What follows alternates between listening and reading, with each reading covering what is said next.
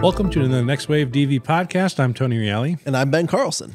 Hey, Ben, let's talk about our transition where we went from just a video production company to the video marketing agency that we are today. That was a big transition. It was a huge transition, but a gradual one at the same time. Right.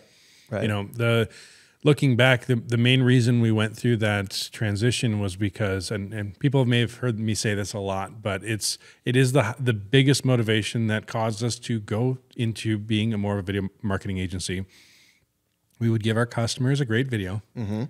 They would take that video and then they would just put it on their website and their YouTube channel and it would just sit there and getting very few views. Yeah. And I mean, I love being a creative. Right. I love making art. I love making beautiful things. That's the thing that got me into video in the first place. Is I started shooting stuff on a crappy handy cam. Right. And then I got really bugged that it didn't look like cinema. Yeah. And I'm like, well, why does this look like a home video and what makes cinema look like cinema?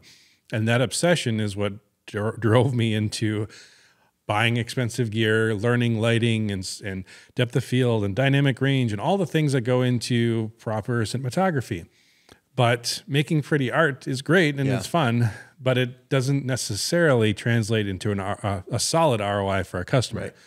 You know, good content, good quality content obviously is going to be more visually interesting and typically will get better results in a campaign than poor content, of course. Yeah. Poor creative, whether it's the writing or the imagery or whatever it might be. The better the content, typically the better performance. But still, proper placement. You know, in marketing, there's a 40-40-20 rule, which breaks down to say that like the success of a campaign, of an advertising campaign, has to do 40% with the audience that you're putting in front of. Yep. So for us, if you're doing social media advertising, that would be targeted marketing. That would be the demographics and psychographic information that you're going after for your target audience. So that's the first 40%. Another 40% has to do with the offer that you're giving. So what is the product? What is the presentation of that offer? Mm-hmm. Like, you know, for most people, it would be their landing page of their website, or again, maybe it's, you know, this is a better price than most products out there. It has more features than other products. It's better quality than other products. So the offer that you have, and then finally that last 20%. Can I just really quick? I want to make a disclaimer. This is gonna hurt some creatives' feelings. It does, yes, because the last 20% is creative. It is. It is the content of the ad, the copy, the visual, all that kind of stuff. And so when we first heard of that 40-40-20 rule, it sucked. Because 100% of it's for us, it's 100%. Right. It's all the work and energy that we put into it, and we value it, and we're like, that's it. That's it. It's got to be 100%. Yeah. But in marketing, that 40-40-20 rule, it's true. Yeah. So for us, it's like, we're putting all this effort into what in the end is only 20% of the success of a thing. We want to be able to help our clients hit 100% of that. Yeah. So granted, we can't help them design the product typically, but we can help them sculpt their offer. We can help them with, you know, creating solid landing pages that do a good job of selling. And we can definitely help them with getting in front of the right audience through targeted advertising campaigns on social media. So that when we realize like we can be a bigger part of that equation for our customers, and instead of just making a video and relying on their competency of placement, but we can guide them through that process.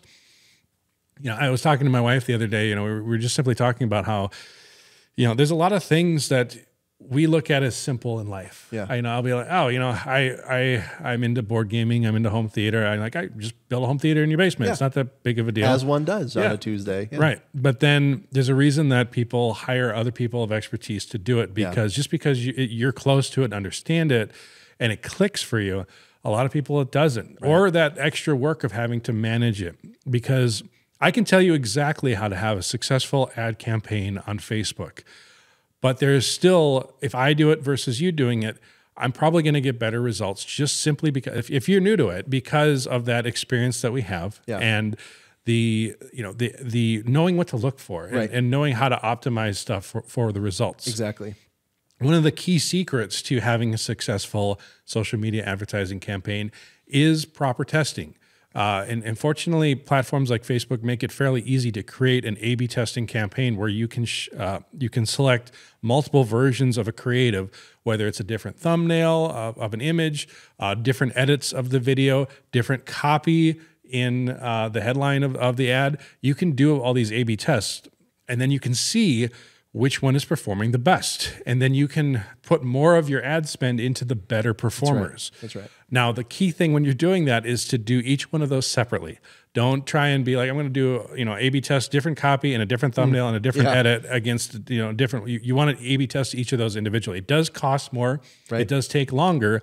But at the end of the day, you're going to end up with the best performing version of that ad. Right. And you can also do that A/B testing even before you start the creative process in the first place. Right. Yeah. I think you should be doing that before. Right. Yeah. And that changed everything for us when we shifted that perspective, because again, a lot of times people would come to us and say, I need a video. Great. We come up with a concept. They approve the concept. We give them the video. They're happy. We're happy. Yay. Yeah. But is that the best message that your audience is going to respond to? Right. Right. And I think it's interesting to note, we didn't shift into agency because we had customer complaints where people weren't coming to us and saying, oh, this video isn't performing.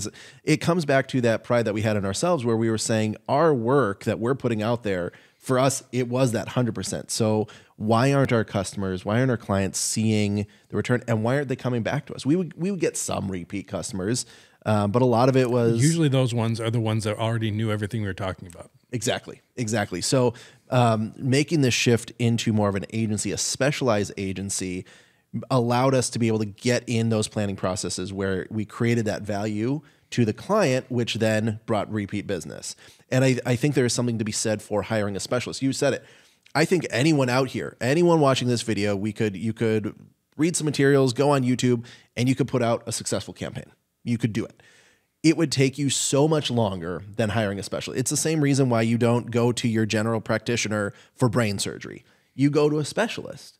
And it's not that your doctor, your general practitioner, is any less smart. They just are not trained in that specialized field. And so we work with clients directly. We also work with marketing agencies directly because a lot of those marketing agencies don't have a video marketing specialty. And typically, of all the things that a normal marketing agency covers, they might do web design, graphic design, traditional media like billboards and print and all that kind of stuff.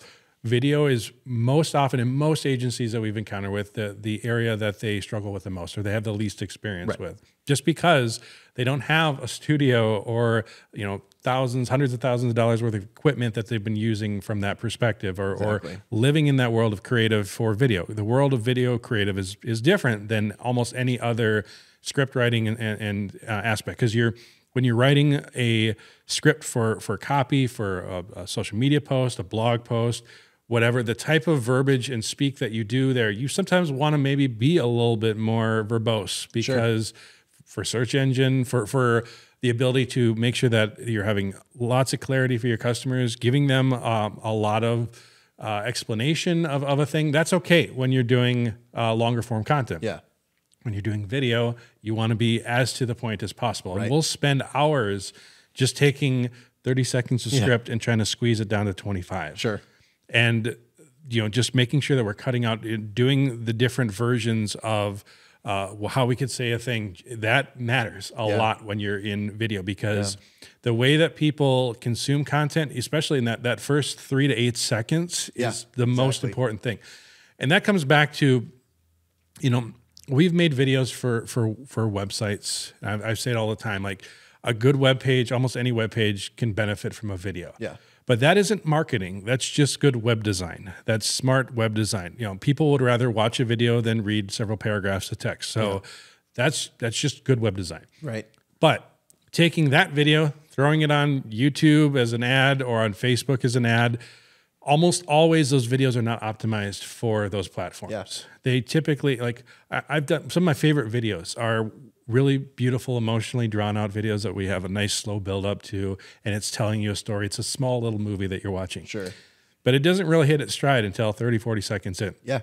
That never will work as an ad. And so again, we want to be creating content for the platform that the video is going to be shown on. If it's going to be an ad on Facebook, then it should have a hook that catches you in that first 3 to 5 seconds. It needs to catch your attention. And I need to then decide if this is worth my time to continue watching. Yeah. So again, just trying to create one video and have it do everything for you is a surefire way to have very little success with your video marketing. Exactly. I mean, it's the same reason why Hollywood they'll have 2 different trailers, 3 different teasers, and it's all living in different places. You know, if you're sitting down at the theater, you're ready for a cinematic journey. So it's okay that they take a little bit longer. But like you said, if I'm on Instagram, if I'm on YouTube, you got me for 5 seconds. And if I'm not in those 5 seconds, I am counting down. I'm not paying attention to your ad. I am counting down that 3, 2, 1, skip ads. And that's like immediate. But good content, if you're able to create good content that is very deliberate, you can get capture that attention in 5 seconds and engage your audience. And it's all about vying for attention. That's what all of this is. And it's the most expensive resource out there is attention. And we're all trying to get it. It's the new oil of today. Yep. Yeah, attention is the new resource that everybody's going after. And it's what every social media platform is trying to capture people into. And that's why, in addition to our targeted ads that we focus on, we've started expanding into helping businesses develop short form content for video shorts, for TikTok, for Facebook and Instagram Reels, because you can kind of hack the algorithm that way. I actually did a video on YouTube where I talk about this, and it'll be coming out shortly. So stay tuned. If you're not subscribed on YouTube, check it out. When I talk about how, in the past, YouTube or social media, you could have thousands of followers and you post something on there years ago. Yeah. You would post something and people would see it. Most of your audience would see it. And then Zuckerberg came along and I mean, most companies did change the algorithm so that, you could have thousands of followers, but maybe only dozens or hundreds might actually see a post that you share. Right. And they want you to pay to just, for your own audience. That's why you may have heard the term, versus like social media versus owned media. Your followers on Facebook or Twitter or whatever aren't yours. Yeah. That they're still the platforms. And so it's good for businesses to also have their own owned media content, which is like email or SMS or phone or those types of things. Again, you don't want to spam those types of content because you'll lose those people right away. But in your marketing content, you want to be adding value. You want to be creating content that is valuable for people to tune into and enjoy and watch. Sure. And really, for the best way to do that today is short form content, because it's a totally different algorithm than anything else. If you post something on Facebook and it shows up in your feed, people like it, maybe share it a little bit, and then it fades into the ether. But if you post something to a reel, that goes into the algorithm. Now, it's not a guarantee that it'll cycle indefinitely, but if you're creating content that is valuable to your audience, right? And what is value? We've talked about it before. It really boils down to 2 categories, either educational or entertaining. That's right. If your content is either educational, so again, stuff like you're watching right now where we're trying to give you insights into how to market your company, that's educational. Or entertaining, could be something funny, could be something mesmerizing. You've mentioned before that you got into quilting video or knitting videos. It's for hours and hours, and they're not doing anything. It could just be set to music, but they're not teaching you how to do it necessarily. They're just doing it, just doing it. It's entertaining for hours, way too many hours. Yeah, absolutely. So content can be either educational or entertaining, and then that is valuable to the audience. So that's stuff that they want to watch, that they want to consume, and they want to come back to. And so if you're doing that, that's how you can build your brand. We're doing it right now. This podcast is something that you're tuning into. You can watch the long form content on YouTube or listen to it on iTunes and Spotify, but then we chop it up into little segments that we put on all the short form content. So part of the reason we're doing this podcast is long form people that want to sit back and enjoy the content. But the other half of it is I can chop it up into those shorter videos. So I get kind of double usage out of this. Yeah. And in order to do that, it's, some people say, well, how do you do that? Well, there are tools within Premiere where you can kind of auto edit out any pauses and stuff like that. Sure. But my format is really, once I upload this podcast, I shoot this in 4K, not because everybody needs to have all our glorious faces in 4K. Such high definition. But when I crop into it in the 9:16 format, I then have a full HD version of that video that I can then easily share. So then that isn't like cropped into a lower resolution. So that's one best practice, is to shoot a podcast like this in 4K. But then, you know, if you ever use Premiere and you just kind of hit that L button, you just speed through it. And I just look for, even when I'm recording the podcast, I'm purposely trying to keep my thoughts into little bite-sized chunks, not ramble on for 5 to 10 minutes about a subject, but talk about it in a shorter chunk so that I know when I go to my edit that I'm then able to then cut it up into these shorter videos. And so the target, of course, is 60 seconds because of YouTube Shorts. In Reels, like they max out at 60 seconds. Now TikTok has gone longer. They went to 3 minutes and now 10 minutes. Yeah. So you can go longer in those platforms, but hey, ain't nobody got time for that. Right, you know, like we want to be uploading, we want to be creating our shorts as efficiently as possible because we want to be hitting that daily content. Yeah. So what we do is, of course, and we chop it up into the under 60-second mark. It doesn't need to be 60 seconds. Totally. It doesn't need to cap off at 60. Yeah. Like if your thought ends in 30 seconds, then don't make it longer. Yeah, exactly. You know, the idea is simply you want people, if it's going to stick around in the algorithm, you want people to watch whatever the video that you're sharing with them all the way through. That is the number one thing that you're trying to get out of that. Yeah. You know, call to actions, none of that stuff matters. What matters is that the person watches the video in its entirety, maybe even twice. You know, if your content is that good and it's really, really captivating and it's got really good nuggets in there, if they watch it more than once, then you've got even a higher rate in there. Yeah. And that algorithm will then say, well, they liked it. Let me show it to another person. That person watched it all the way through. This must be good content. Yeah. And they start sharing it with more. And as long as it doesn't fizzle out, then you're good. You know, one thing that's cool is like our podcast is typically seen by a few hundred, maybe 1,000 people on average for the viewership that we currently have, which is great. I'm happy with that. Thanks for tuning in. Thank you for watching. But when I chop it up into shorts, I might get 5 to 10 shorts out of it. And then I share that on all the different platforms. And across every platform, I might get anywhere from 4 to 10,000 views per short across all the platforms. Right. And multiply that by 10. I mean, that's great. Like we can get, you know, upwards of 100,000 views out of a podcast that we wouldn't have gotten just by that. So, and then again, you're trying to redirect people. You might, you know, say like, listen to the full podcast on our channel or whatever, you know, just so they have that option to know that they can see more of it if they're interested in it. Yeah. But that is how taking that podcast and chopping it up can be really, really handy. And again, you know, we talked about, you know, creating this short form valuable content for people, but frequency is also just as equally important. If you're not hitting once a day at a minimum, you're just not going to be favoring in the algorithms the way that you would want to. You're just not giving the algorithm enough to favor. That's really what it is. I mean, it is prioritizing consistent content. And it's like, oh, I went to the gym once last year. I don't know why I'm not seeing any results. Exactly. That's of course. And it takes time. Yeah. You know, like daily content, it's not something that you're going to see tomorrow. Suddenly I've got a whole bunch of followers. Maybe you will. Maybe if your content is absolutely amazing, you can break through that rapidly. But more likely than not, especially if you're niching down into a specific direction. We're talking about video marketing for businesses. Now, you may or may not have a business. You may or may not be a marketer yourself. This is a percentage of the audience. This isn't like how to cook or how to, you know, like how to play a game that millions of people play or whatever like that.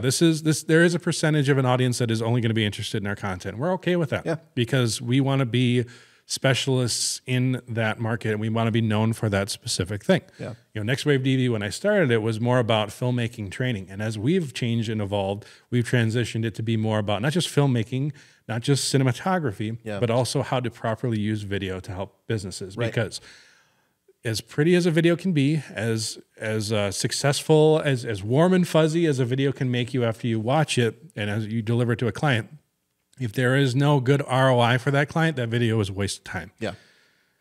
No matter what. I mean, you might say like, well, you know, the client likes it and people that watch it has to return money. Something. It has to be profitable at some fundamental level. Yep. Like unless you're doing a PR piece or something like that, it almost always there has to be some sort of return on investment for a customer. Yeah. And just spitting a video out into the ether, again, you might be successful. It might be, but it is much more unlikely that you will not see results from that. Yeah. Your audience is going to appreciate you respecting their time and their attention. And so often what we see across, I mean, just do an experiment. Just start looking through business pages or brands that you follow. You will find a whole bunch of pretty looking polished posts, Canva edited with stock images, and look at how many people are actually engaging with that content. Most of us, myself included, we just scroll through. Even on TikTok, if I'm going through and I see a sponsored ad, I just next. I don't have time for it. And so if you can respect your audience and know that you are vying for something that is extremely, extremely valuable, that is going to shift the way that you're creating your content. You're going to focus less time on just, oh, I need to get something out there. And now it's, I need to put something of value out there for my client. Absolutely. You know, nobody wants to be advertised to. Yeah. Fundamentally, nobody wants to be advertised to. What people want is they want solutions to problems that they have. Mm-hmm. Yeah. And if your product or service is a solution to that, then they're fine with it. You're like, and they're fine looking at an ad. But don't fool yourself into thinking that the ad is what they wanted to see. It's the solution that they wanted to see. That's what they related to. And so if you're making sure that you have clarity and quality and value in that ad, then you're going to have much more buy-in from a customer. You know, there's a phrase that I heard recently that I've really been enjoying. It's the confused customer never buys. Yeah, that's true. The idea is if you know, one example of this simply is like, let's say you have a decent ad that you're running on Facebook, and then you're sending them to your homepage of your website. Yeah. Okay. Most people's homepage of their website is there to guide them to, it's like walking through the front door of your house. You want to go to the kitchen? You want to go to the basement? You want to go to the living room? Like it's that front entrance that you go into, but that you don't just hang out in the front door. Yeah. You're going somewhere, right. and that you would be there to say like, hey, you want to come sit down in my living room or like that? The front page of your website is the worst place to just throw somebody to. Yeah. Because it's not designed to do a specific thing. The ad that you're doing, it should be doing one thing. That's getting you a click. Right. That's it. You run an ad, you run a post. The goal of that is to do one thing. Now, a lot of businesses will throw way too many call to actions into the ad. Yeah. They'll be like, follow us on Facebook and like us on Twitter and subscribe to our thing. And then, maybe buy our product too. Yeah. No, that's way too many call to actions. The goal of the ad should be to do one thing. Now, once they do that thing, great. You've got a click. You got them to the website. Please make sure that your website or wherever you're sending to, ideally a landing page, is also designed to do one thing. It is designed to explain that product or service that you pique their interest of a little bit. Mm-hmm. And again, if you're doing direct sales, then it should be, this is why you should buy this right now. If you're doing lead generation, okay, this is here's our offer. You know, maybe it's a discount code, maybe it's a free ebook or something like that. That lead generation. If it's brand awareness, then the goal of the ad is just there to be seen. Sure. Yeah. That's fine. But then don't have it be going to a website or whatever like that. Let that ad just circulate and be seen by people. Yeah. But most of the time, a goal of an ad is to get you to a thing. It is get you to click somewhere, but don't expect the ad to do the selling. Yeah. The next step of the process should do the selling for you. Yeah. And again, that's where so many businesses fail, is that they're not optimizing every step. As you do that, as you refine it, if you get somebody to a really, really clear and easy to understand landing page that does a great job of explaining the features and benefits of a product.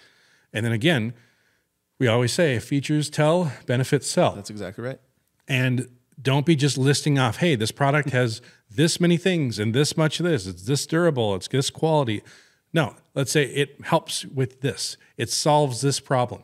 These are the benefits. You know, unless your features are so obviously benefits that they're synonymous, which sometimes happens. Yeah. But typically, you need to be selling with your benefits. Don't just be listing off features. And most businesses have what we call the curse of knowledge. Yeah. The idea that, like, I know my brand so well, I know what I care about, what makes us unique. Like, I've got a Red camera. It shoots 8K. Cool. And then there's some people that understand that buzzword, but they don't really know what that translates into at a fundamental level. Yeah. So I might explain to our client, instead of saying, hey, it shoots 8K, you get 8K video. Cool, I don't need 8K. I'm going to put this on maybe 4K online, or more than likely HD. What does 8K also provide? 8K allows us to potentially recrop an image, of course. Yep. But it also means that each frame is 35 megapixels. That's huge. And we've been able to take frame grabs and use them in print media for our clients. So we can give them that extra benefit of, HD is 2.3 megapixels. Yeah.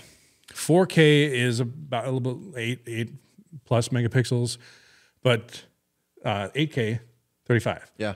So we can pull up. So that's the benefit to the client. Me just saying I have an 8K camera is not a benefit. It's a feature. Yeah.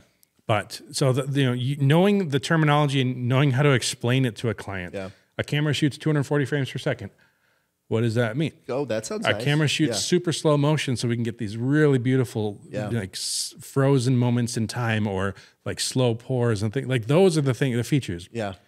So again, those benefits need to be clearly laid out in your page so that you're not expecting the customer to do the selling for you. You need to finish the sales process and guide them through that. And I think there's a very important underlying theme through all this is if you're trying to do all of this advertising and you're trying to create all these ads without involving that aspect into the creative of your videos, you're going to be missing out. So you're going to have all this very intentional thought behind your content and what you want it to say. And then you bring it to someone and you go to a video production company and say, all right, now we want a video to do this. Rather than bring in a specialist from the beginning, or even if you have someone in-house, make that the focal point is how do we tell this story with video? How do we show those benefits? How do we show this is cost savings? And how do we get that attention? If you can start developing from the first step, how does this translate into video and how can we use video to tell this story better? You are going to see a world better results. We've had some incredible examples with our clients where just putting it into video and with intention, not going back and saying, oh yeah, I guess this concept can live in video, but let's make this concept let's make it thrive in video too. Right. Let's make it the best version of that story that can be told in video. Yeah. Yep. And that's why the market research is so important, because like you might think in your head, again, that curse of knowledge saying like, oh, we know this feature is what our clients care the most about, our customers care most about. And then you actually do the market research and you discover this other feature is what they actually care more about. Yeah. Much more. And so you're like, okay, well, maybe we should be leaning more heavily on that. Yeah. And there's, again, ways to do that within the ad, within the copy, within the storytelling, too heavily. And you might say like, okay, this demographic cares more about this feature or benefit, and this demographic cares more after this. Great. Guess what? We can do separate ads that are highlighting those different features and then target those key demographics with those types of ads. That is hard to do if you don't control the video production process though. Yeah. And so having a video production specialist, whether it's a video production company that you trust or hiring a video marketing agency that is able to go and either re-edit or reshoot for you quickly and effectively, is going to be, it's a time suck and a money suck. So to get the most ROI on your time and your investment, it really is beneficial to start working with the creative process first and tie that in from the very first step. Absolutely.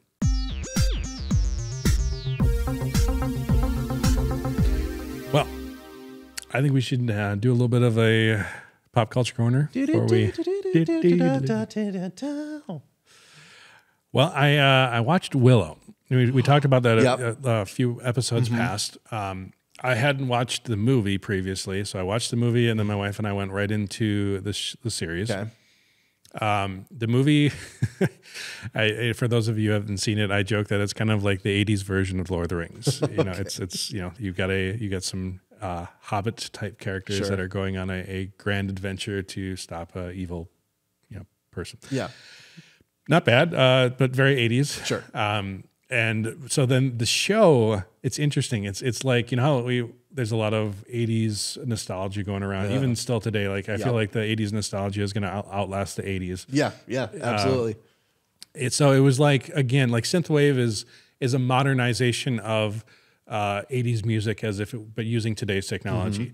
I kind of felt like it was that. It was like tonally, it felt a lot like an 80s thing. Like the characters and the storytelling felt very 80s-ish. Sure. But very, very modern, of course, in its execution. Yeah. The whole thing, like a lot of times, how does a show stick to landing? That's the biggest thing to me. Yeah. And so throughout the whole show, I was like, okay, this is interesting. I don't love it. I don't hate it. There's some twists. There's some characters that I was found a little annoying, whatever. The second half of the last episode, I finally 100% I'm in. I love this. Nice. It really did stick the landing. It had kind of a Stranger Things-ish feel at the very, very end. Not exactly, but just you know, within that scope of growth that all of a sudden happens at the very end. Yeah. I dug it. I'm sold. And I know that they showed off like as the season 1 ended, they closed this book that had a 1 on it and they slid it next to a 2 and a 3. Nice. I'm like, okay, I guess we're doing 3 seasons. So okay. knowing that is nice too. Yeah. Yeah. So any new stuff that you've been watching? I've just been trying to catch up on the MCU. I am so far behind. It's one of those where I was like, oh no, I'll get to that one. I wanted to dedicate the time to just sit and watch this video. And now I think the first one I said that was the last Spider-Man. And so I've missed everything since, because it's like I can't move on to the next until I've go back. So I'm slowly where I would just watch Shang-Chi. Yep. Which visually I grew up doing Taekwondo and martial arts, and so I've always loved like House of the Flying Daggers, Crouching Tiger, Hidden Dragon, and what I found so beautiful, especially this is spoilers, but in the first fight scene where he's at the village, where they're floating and spinning, I was like, oh, this is such a nod to that traditional the martial arts films and they did it so beautifully. I loved it. Loved it. So in addition to movies and video games, I'm also an avid board gamer. If anyone that knows me, I have quite the collection. That's an understatement. You have quite the room of board games. Yes, I have over 250 board games at this time. And we're not talking about just like, oh, he has a nice Ticket to Ride setup. I mean, there are some games that envelop an entire cabinet with pieces, custom 3D printed, painted pieces. It is a work of art. We should do a mobile podcast sometime and cover some of or maybe that could be one pop culture corner. We'll just interject a board game night. Yeah, well, it's one of the reasons that I'm wanting to build a house someday is to have a custom theater room and the custom game area that I have kind of designed already. Like if Gary V's goal is to buy the jets, mine is to build a house. So but I'm hoping to be there sooner than later. Sure. Economy's kind of been, but anyways, one game that I enjoyed and playing it off of Willow was kind of fun too. Is I've got this game called Return to Dark Tower. Okay. And it was a game, I think it was in the 70s or 80s that came out called Dark Tower. Okay. And it had this plastic tower that sat in the middle of the table and it was ominous and cool. Sure. Well, there's a company called Restoration Games and they've gone back and they've taken games that were popular decades ago that fizzled out and they upgraded not just the game to be modern in like, components wise, like, better plastics, better stuff like that. But they also update it with like some of the top game designers so that they update the mechanism. So the game feels fresh. It feels modern. And that, you can re-release a game, but there are things that come out today and styles, flavors that change over time. Again, talking about like, Willow being like, if they just continued exactly the way that Willow was, it wouldn't feel modern, but they modernized it. Sure. While still keeping its original flavor. So Return to Dark Tower is that in that sense. But it's got this really cool tower in the middle that, you put these skulls into it and then they can fall out and they're kind of bad stuff that happens. They recently rebalanced it because it was really hard to beat it at 4-player count. And so I had my friends come in and we played that. So check it out. Return to Dark Tower. If you are an 80s fantasy, it's going to be right up your alley. And just for the record, this is not a paid sponsor. They don't even know we're talking about it. We're just a bunch of nerds. Exactly. And so pop culture corner. I want to talk about all the pop culture we consume. That's exactly right. Cool. Well, this was a fun episode. This is a good one. Thanks for watching, guys. Thank you. Join us next time. Click below, like, subscribe. We appreciate it.